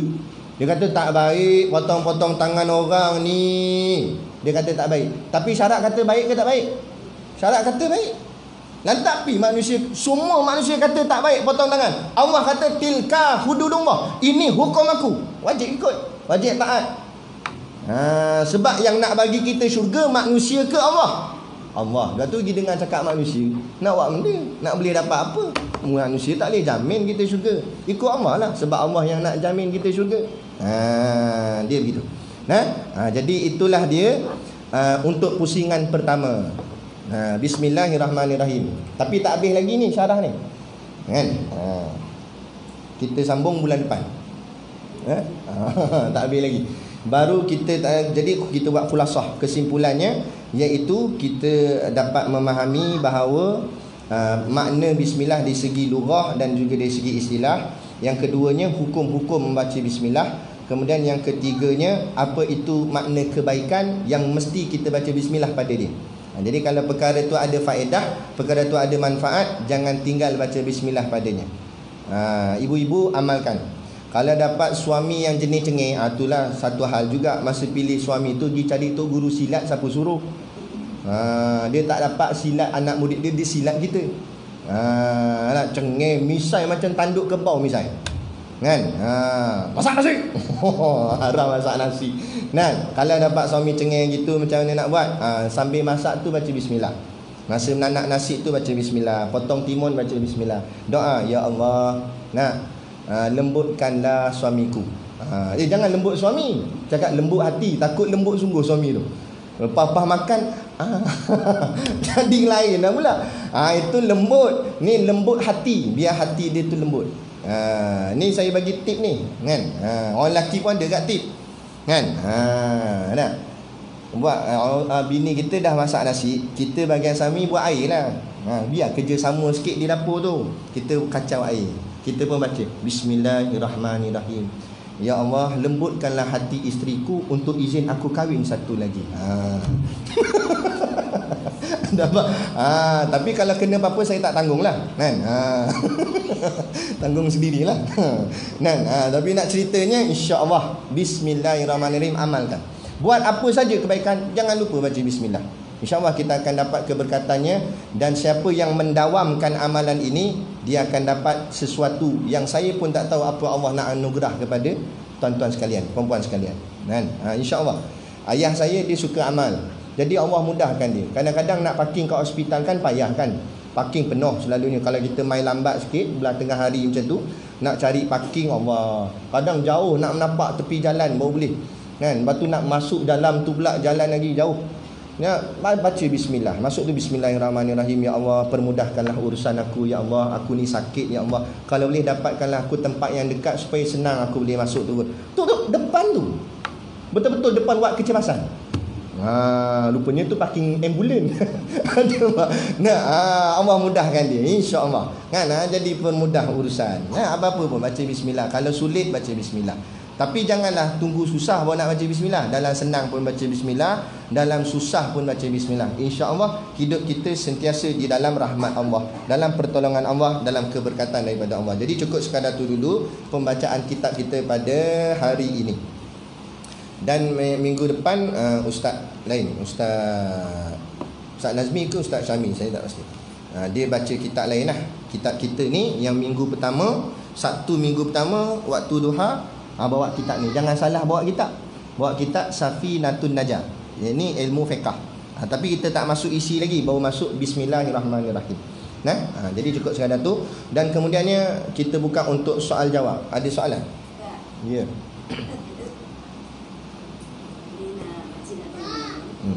Selawat banyak kan, macam ada orang tanya, orang cakap selawat apa, Tafrijiyah. Tak payah amal. Okey, kita dah dapat detect lah. Orang yang berkata tu sama ada dua benda. Sama ada dia orang Wahabi atau dia bukan orang Wahabi tapi terikut orang Wahabi. Sebab tu saya pesan ginilah.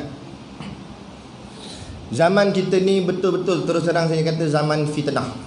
Buku-buku yang ditulis oleh orang-orang Wahabi bersepah di kedai buku banyak. Saya bagi tahu direct dia terus. Nak kena kecam lah. Antaranya dia tulis kat buku Al-Albani. Dia tulis Syekh Al-Albani, itu ulama mereka. Ulama mereka ni memang kata selawat tafrijiyah tak ada. Sedangkan selawat tafrijiyah ada dalam kita punya pegangan akidah ahli sunnah wal jamaah. Ada dalam amalan tok-tok guru lama-lama dulu-dulu. Lepas tu berhati-hatilah.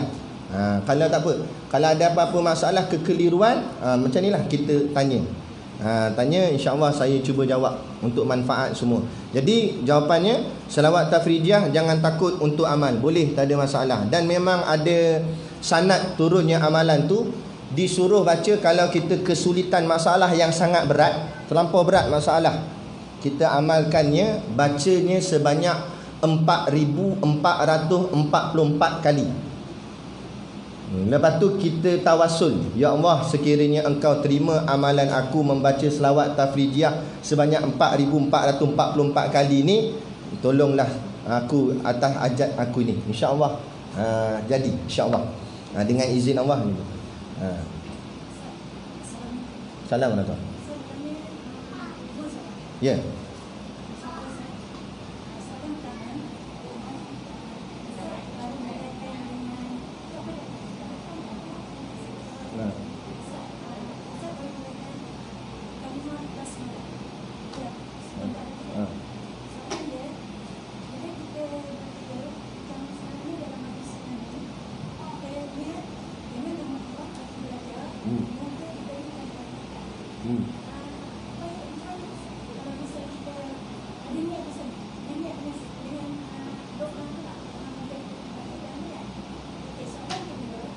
Soalan pertama tadi apa soalan? Okey. Keberkatan. Jadi minta huraikan. Okey.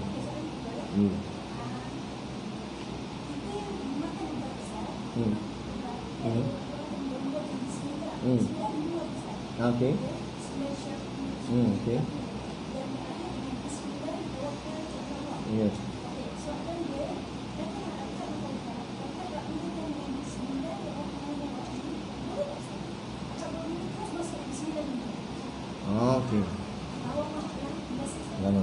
Soalan pertama, kita belajar ni, kita pun baca, kita kuliah ni, kita pun baca Bismillahirrahmanirrahim. Dalam hati kita niat, ya Allah, nak dengan nama Engkau ya Allah, aku belajar ni, tolong berkatilah pengajian aku ni.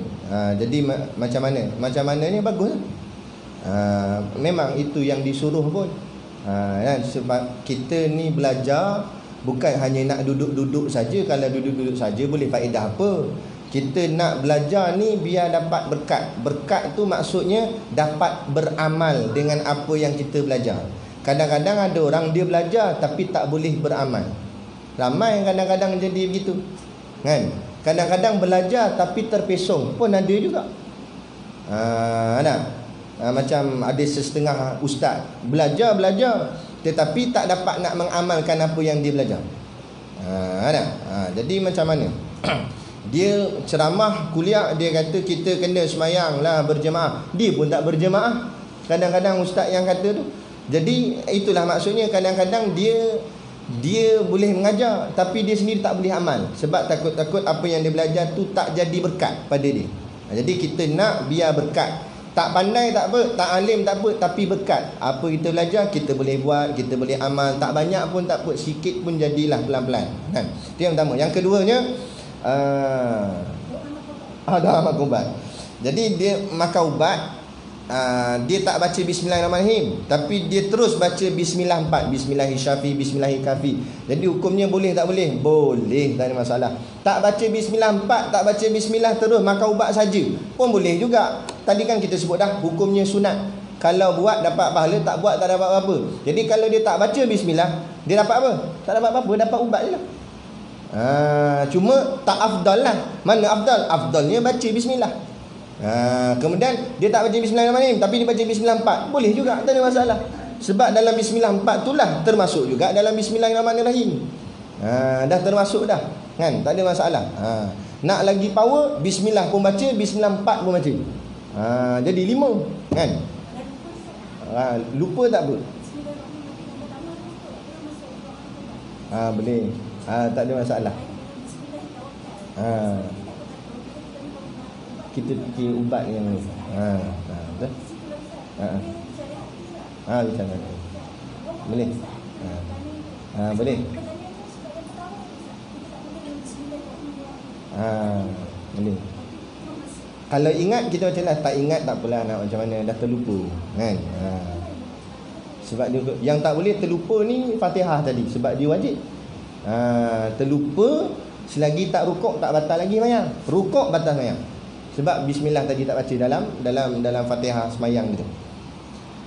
Okey, lepas tu ada ni Bismillah. Assalamualaikum. Waalaikumsalam. Ingin bertanya, saya seorang wanita. Okey. Jika abang ipar datang ke rumah kita, wajibkah kita memakai stokin juga? Terima kasih. Baik. Dia bukan masalah stokin tak stokin, masalahnya aurat kena tutup. Tak pakai stokin tak apa, pakai kotak. Dia tutup dengan kotak. Dan tutup lah tu, tutup aurat lah tu namanya. Dia bukan masalah stokin tak stokin, masalahnya tutup aurat. Tutup aurat ni pada siapa? Pada siapa yang mengharam akan melihat auratnya. Aurat tu pula ada juga dia punya keadaan-keadaan dia. Ada kadang-kadang tak ada aurat. Contoh suami isteri, tak ada aurat antara suami dan isteri, boleh tengok atas bawah, kan? Tak ada masalah. Kerana aurat sesama ahli keluarga, ayah, mak, adik-beradik, pusat sampai lutut. Dan aurat dengan ajnabi. Ajnabi ni makna orang asing yang bukan daripada ahli keluarga kita, yang sah kita menikahi dia. Kalau kita menikah dengan dia lah, maka yang itu ada kena tutup semua. Orang perempuan, kalau ikut sebetulnya lah, kalau ikut sebetulnya mazhab kita Imam Syafi'i, tutup semua sekali termasuk mata. Kalau ikut betul-betul mazhab kita yang sebenarnya. Dan habis yang kita pakai hari ni, Ustaz, nampak muka ni, itu ambil yang longgar ataupun ambil pandangan mazhab lain. Tapi kalau pandangan yang orang cakap apa, yang tinggi dalam mazhab kita Imam Syafi'i, seperti mana disebut dalam kitab Hidayatus Sibyan, tutup semua sekali termasuk mata. Kalau orang lelaki pula, tutup semua sekali melainkan mata. Orang lelaki je nampak mata. Macam pakai nikah tu, orang lelaki patut pakai gitu. Tapi bukan pakai nikah lah. Lagi datang esok, bulan depan datang pakai nikah. Pakai mata, nampak mata saja. Mulut-mulut pun tutup. Tangan-tangan tutup, kaki pun tutup kalau ikut pandangan yang tinggi dalam mazhab kita. Tapi yang ada sekarang ni kita taklid mazhab lain ataupun kita pakai pandangan yang rendah. Maka orang lelaki bila berhadapan dengan perempuan yang ajnabi yang sah dikawininya kena tutup hujung-hujung. Maksud hujung-hujung mana? Hujung lengan, hujung leher, hujung kaki. Itu sepatutnya, yang sebetulnya. Tetapi kalau saya pakai baju lengan pendek, Ustaz, nampak lengan ni orang lelaki, tak berdosa lagi. Nah, cumanya tak ikut yang afdal. Afdal kena tutup hujung. Tapi kalau sengaja tak pakai baju pergi main bola, kan, orang perempuan nampak, hukumnya haram. Sebab apa? Sebab menyebabkan orang cakap apa? Orang perempuan kata seksi lah. Dia boleh menaikkan syahwat. Jangan main-main. Lain dah kalau dah 95 gitu, boleh nampak tulang aja memang tak seksi. Tapi kalau muda-muda dengan badan pula sasa-sasa apa semua, tu tak boleh tu tunjuk-tunjuk dalam TV tu. Pakai baju ketat-ketat. Lelaki pun sebenarnya tak boleh pakai ketat. Siapa kata boleh? Perempuan tak boleh, lelaki pun tak boleh juga. Sebab menampakkan bentuk tubuh sehingga menyebabkan boleh menaikkan syahwat orang perempuan. Kalau lelaki tak boleh, perempuan lagi berat. Jadi sebab tu kalau pandangan yang tinggi dalam mazhab kita, perempuan tutup dengan mata-mata. Sebab tu kalau kita pergi umrah, kita akan jumpa ada perempuan muslimat yang dengan mata-mata dia tutup sekali. Betul tak? Cuma kain kat bahagian mata tu dia buat jarang sikit supaya nampak. Itulah yang ikut mazhab Imam Syafi'i yang sebetulnya, yang di sana tu. Habis yang kita pakai ni, kita pakai pandangan yang agak ringan sikit. Sebab nak pakai kat tempat kita macam tu mungkin menyusahkan kita dan sebagainya, terasa payah dan sebagainya. Jadi Islam ni bukan ketat, Islam ni berlapang. Selagi mana tak langgar hukum dia, tak langgar batas syarak dia. Jadi kita sekurang-kurang orang perempuan nampak muka dan nampak tangan, itu saja. Lain tak ada. Jadi maknanya kaki pun kena tutup. Kemudian dia duduk kat rumah, abang ipar datang, nak kena pakai stokin juga ke? Memang tak disuruh pun pakai stokin, tapi sekurang-kurang kata ulama tutupkan juga. Maknanya pakai kain yang sedikit labuh.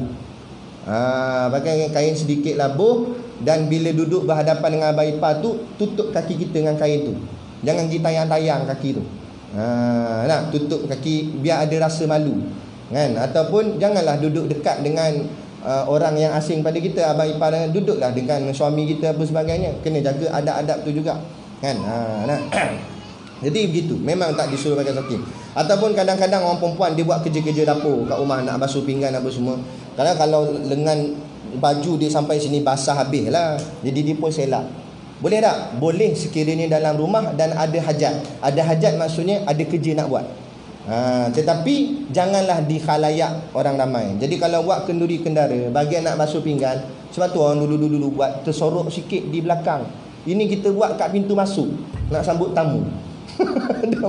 nak masuk-masuk tu nampak dah orang basuh pinggan. Orang basuh pinggan buat kat belakang. Jadi tersorok, jadi tak adalah orang duk tengok, kan? Dia begitu. Jadi semua benda kena ada ilmu, baru tahu cara dia macam mana nak buat. Boleh tak boleh, betul tak betul, salah tak salah. InsyaAllah wallahu alam. Ada lagi soalan? Tak ada dah. Tak ada dah, kita boleh makan. Ada. Assalamualaikum tuan-tuan. Masuk tandas? Dalam tandas? Okey. Yang sepatutnya baca bismillah luar tandas. Tapi dia tersilap kalut nak tak tahan sangat. Lari masuk, duduk dah dalam nyaman. Bismillah dia baca. Contoh ni contoh cerita. Kan? Jadi boleh tak boleh? Kalau perbuatan tak sengaja dimaaf. Okey, saya ulang. Kalau tak sengaja dimaaf. Tapi kalau sengaja pun tak sampai jadi haram. Hukumnya makruh. Makruh sahaja. Tapi kalau main-main, memang saja duduk dalam bismillah baru haram. Dah tahu dah tu tak boleh, pergi buat sengaja pula, baru haram. Ada. Jadi tersasul, tak apa lagi lah. Dia tersilap nak macam mana, kan? Doa masuk tandas, baca di luar. Doa keluar tandas pun baca di luar. Tapi boleh juga kita nak sebut bismillah dalam tandas, dalam hati, bukan dengan lafaz. Sambil gerak tu ingat Allah, boleh. Memang disuruh ingat Allah ketika mana, walaupun dalam kemampuan najis tu, kita ingat Allah. Jangan ingat tai. Tak ada faedah. Nampak? Ingat Allah yang legakan sakit perut kita. Tu tak ada masalah. Tu. Tapi jangan lagi sebut. Wuduk. Ya, lepas tu dalam tandas. Okey. Dulu. Sebaiknya seabdalnya ambil wuduk di luar tandas. Tandas ni maksudnya bukan, kalau tempat mandi tu bukan tandas, itu masih lagi tak ada masalah. Yang masuk tandas ni ada tempat najis. Tempat najis kalau sinonim tempat kita panggil jamban. Ada jamban walaupun tak ada tahi, tapi ada jamban, maknanya tu tempat najis lah. Jadi bila tempat najis, maknanya tak boleh. Jadi kalau kita terbaca dalam tu, hukumnya makruh. Tetapi kalau nak dah ada tempat dah nak ambil wuduk, situ je ada paip, dah macam mana? Boleh nak ambil wuduk? Boleh, tak ada masalah. Tapi bahagian baca bismillah tu jangan baca dengan lafaz, baca dalam hati. Ni kuat lah tu aja. Bismillahirrahmanirrahim. Sampai jamban sebelah teguh. Hei, mana boleh baca bismillah? Astaghfirullahalazim. Yang dia pun lama tak? Contoh. Ada tak boleh lah. Ada lagi soalan?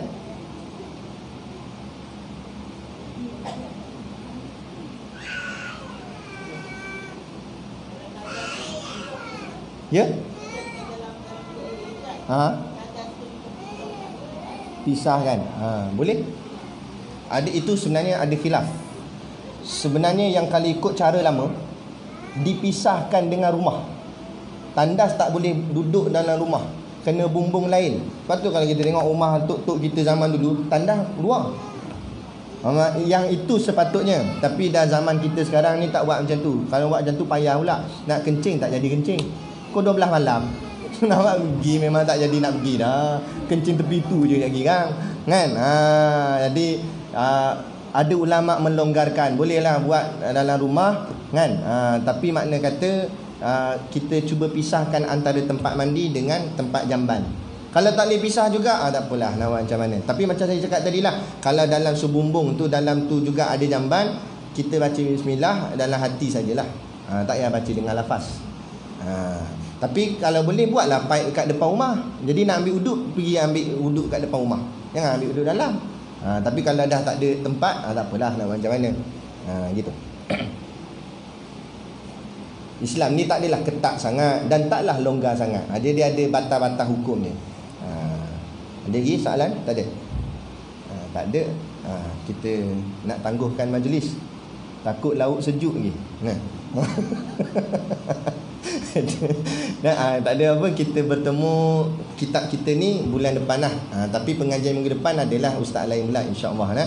Kita teruskanlah momentum semangat pengajian kita macam ni. Seronok saya tengok bila masyarakat kampung datang mengaji. Kita nak masyarakat kita faham Islam. Bila masyarakat kita faham Islam, senang kita berurusan dengan semua. Sebab semua faham hukum hakam, barulah senang kan. Ini bila masyarakat jahil, kita kata salah, dia kata tak, nak lawan pula tu. Jadi masalah. Jadi bila mengaji semua faham ya.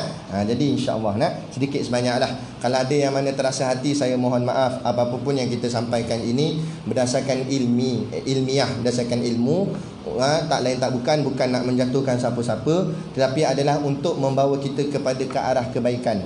Walaupun mungkin dulu kita tak baik, tapi kita semakin baik insya-Allah. Jadi cukup sekadar tu dulu pada pagi ini yang dapat kita kongsikan. Jadi wabillahi taufiq wal hidayah. Wassalamualaikum warahmatullahi wabarakatuh. Nanti dalam doa tu saya doa dalam bahasa Arab, mendoakan kebaikan-kebaikan buat diri kita dan ahli keluarga kita. Jadi dalam doa niatkan di hati masing-masing, doakan untuk diri kita dan anak-anak kita yang lain, walaupun dia tak ada kat sini insya-Allah. Auzubillahi minasyaitonirrajim. Bismillahirrahmanirrahim. Alhamdulillahirabbil alamin. Wassalatu wassalamu ala asyrafil anbiya'i wal mursalin sayyidina Muhammad wa ala alihi washabihi ajmain. Allahumma taqabbal minna salatana wa du'aana innaka antas samiul alim wa tub alaina innaka antat tawwabur rahim. Allahumma ja'al dinana dinan nabi Muhammadin sallallahu alaihi wasallam wa islamana islamal muslimin wa imanana imanal mu'minin wa salata salatana salatal khashiin, wa a'malana a'malas salihin, wa niyatana niyatal mukhlisin, wa dhunubana ya Allah dhunubal mustaghfirin, wa hayatana hayatal ulama, wa mautana bimauti syuhada, wa dikinal jannata ma'al anbiya'i alaihimus salatu wassalam. Rabbana atina fid dunya hasanah wa fil akhirati hasanah wa qina adzaban nar, wa qina adzaban nar, wa qina adzaban nar. Wassallallahu ala khairi khalqihi sayyidina Muhammad wa ala alihi wa sahbihi wasallam. Subhana rabbika rabbil izzati amma yasifun, wassalamun ala mursalin walhamdulillahi rabbil alamin. Amin ya rabbal alamin. Taqabbalallahu minna wa minkum. Takbir.